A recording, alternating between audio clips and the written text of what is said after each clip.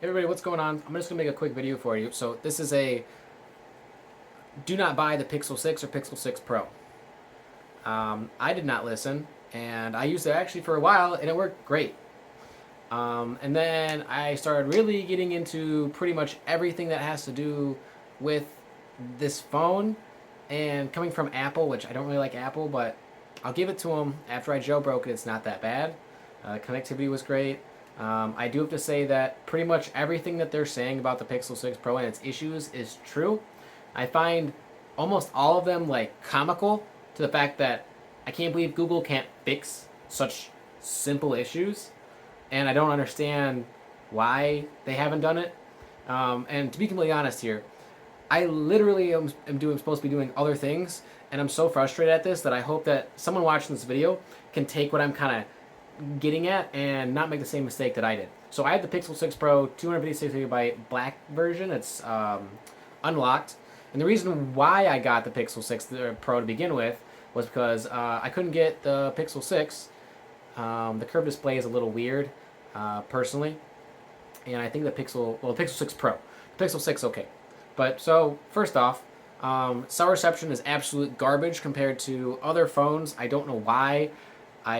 I don't know where they put. I believe the antenna's on the top, and I think also on the side. I don't know why they did this. It makes literally no sense to me why they can't make something that's even comparable to Samsung or Apple or any of the major phone companies out there. Like, it blows my mind. I understand that they have their own. If you don't know, they made their own processing chip. But even then, I feel like it's not that. It wouldn't be that hard after all the other pixels that they've made, which is a lot, to figure out and go, huh? How do we make it so that way? When you have low reception, doesn't completely destroy your battery. Like other phones, when I'm in a room that has concrete in it, obviously you're not going to get great reception.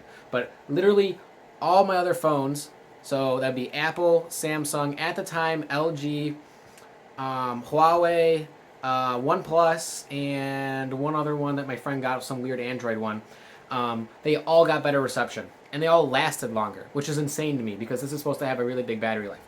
Two, the Bluetooth issues are still real. I did not have them for the first about month and 2 days now, but now I'm just getting them. For some reason, it's auto-connecting to this thing, which is turned off. This is like a little party speaker that's literally completely off, yet it stops playing to the speaker that's on, that's been playing for the past 20 minutes, and it'll either hook up to this or hook up to this, my AirPod Pros. Which makes no sense because, one, they're completely dead, and this is also turned off. Does that make any sense to you? I don't know. Ask Google. Doesn't make sense. Okay, so we got battery life, reception issue, Bluetooth issue. You have another thing. This is a bug, which makes no sense to me why they do this. So if you are blocking the camera, and you double-click the power button to turn the camera on, and you click unblock, and you put your thumb to, like, unlock it, so you have to use your thumbprint to unlock it, it'll cancel the camera app, and then I have to go back into the camera app and do it again. So what I'm trying to say is, you open the camera app up, but I have like there's two options to silence the mic and silence the camera or the video, and it'll ask, hey, can we like turn it back on again? And you do that by like fingerprint scanner or your zigzagging or whatever pattern you have, right? Well, it does that, and then it just closes the app.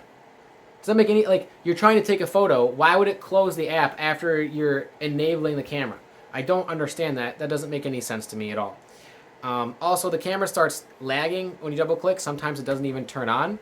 Another thing that I noticed is it doesn't save passwords very well. Like their integrated system through Google Chrome, for some reason it doesn't work that well. On Apple, or on Samsung even, when you save up a username and password for a website, it puts your credentials in and then automatically logs in. This phone, for some reason, doesn't do that. It'll just give you the credentials, and then you have to click login, which isn't a huge deal, but it is when everyone else does it, and it makes a lot more sense to do it that way. Another thing that I noticed is that when you're texting someone, it does this weird thing where it won't send the message half the time. Sorry about that. It won't send the message. But when I turn on Wi-Fi and then turn it back off again, magically I get like 5G 4 bars and then it sends it. But if I don't have Wi-Fi on the cell reception display goes down and it's 1 bar. But for some reason, I don't know why. I don't know if they're piggybacking off of the router itself, or I don't even think that's possible. But maybe it is. Someone can tell me in the comment section below. So for some reason, when you do that, you turn the Wi-Fi on, you get better reception. Who knew, right? Another thing that I've noticed is battery life is absolute trash, which is surprising. Normally, I can last the whole day. I don't even get. I get maybe 75% way through the day, and I'm not really I'm not staring at my phone wearing TikTok or anything. Most of my time is either watching a couple YouTube videos, so maybe an hour of YouTube, and then phone calls, texting, and then I got to go online and going on apps like Home Depot or Lowe's because I do construction stuff, and it almost dies on me. The next thing that I found that's another problem is the battery when you're charging it. I have a USB-C charger somewhere around here. They recommend that you buy their charger, blah, blah, blah. It's supposed to go quick. Well, apparently it's supposed to save the battery, right? Now, I've never had, on the books, I've never had it not fully charged when I woke up. But I will say that if you do not get like a 31 watt, I think it's 24 or 31 watt charger, it charges crazy slow. If you have anything open, so let's say your car, for instance, doesn't do 2.4 amps in, well, actually mine is a little more than that, so it's technically not supposed to be good for your phone, but if I have that, I'm listening to music, and I have maps open, it'll charge. Anything below that, and the battery just drains like crazy. Which again, I don't understand. No other phone that I've ever owned has had this problem. And then, what else is there? So to Google, Google, this makes no sense why you would do this. Oh, the Photos app also crashes. For some reason, when you turn on the Photos app, and let's say you remove photos from the actual phone storage itself and put it on Google Photos, it'll crash. Does that make sense? Is anyone else having this issue? Doesn't make any sense to me.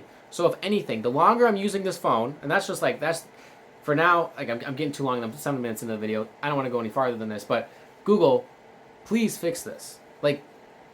Half of the stuff that I'm talking about isn't even that big of a deal, except the Bluetooth.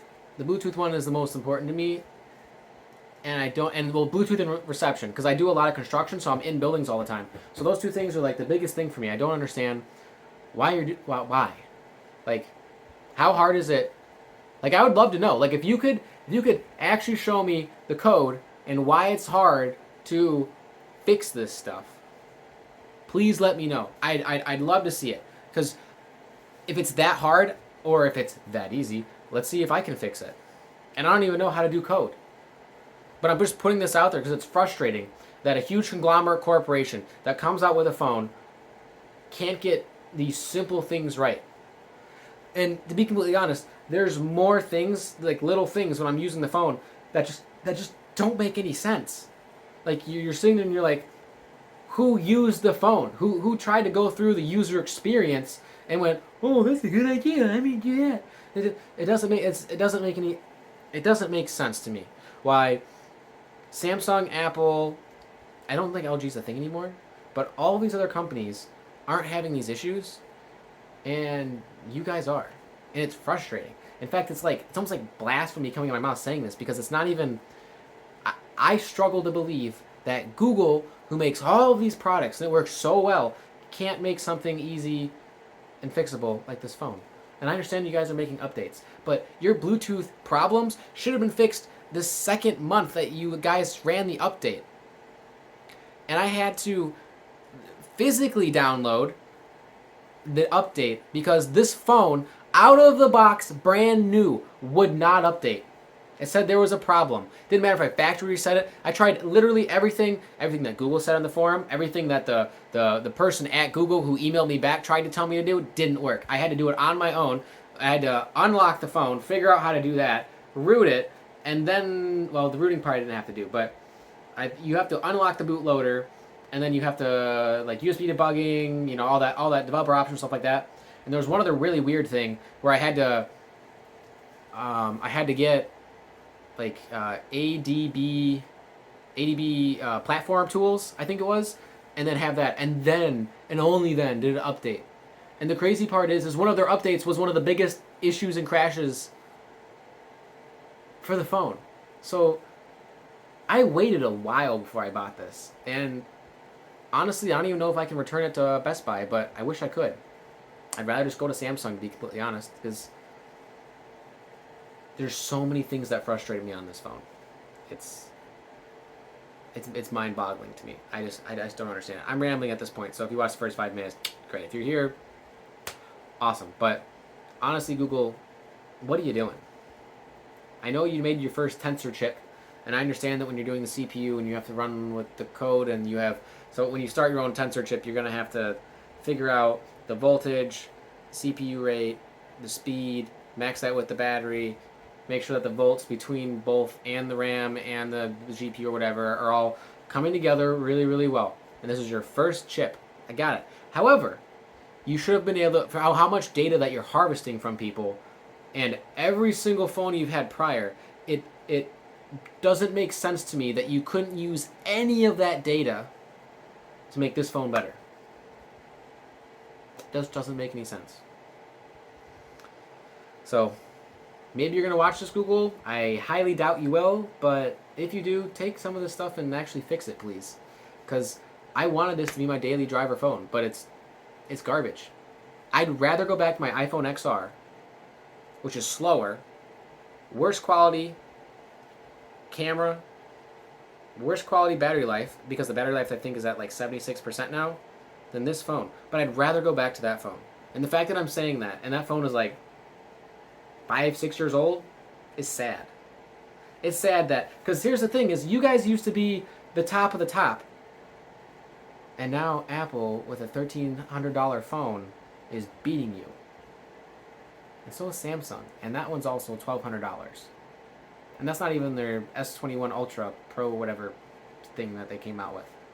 That's just sad, you know? So, anyway, I will do an update video if anything changes. I will also see if there is anything else that's going wrong with this phone. So maybe if Google does see this, they can try to help or try to come up with bug fixes. Because some of this stuff just doesn't make any sense. Like, why does the phone crash? I don't understand. So, another thing, the fingerprint. Okay, this is the last thing, which I know everyone's talked about, but I didn't really believe it. The fingerprint scanner is absolute trash. If my thumb is not perfectly clean, like right now this is not clean, this will not work. And all this has is a little bit of oil on it from me playing tennis and maybe a little bit of like the grip on it. It will not work.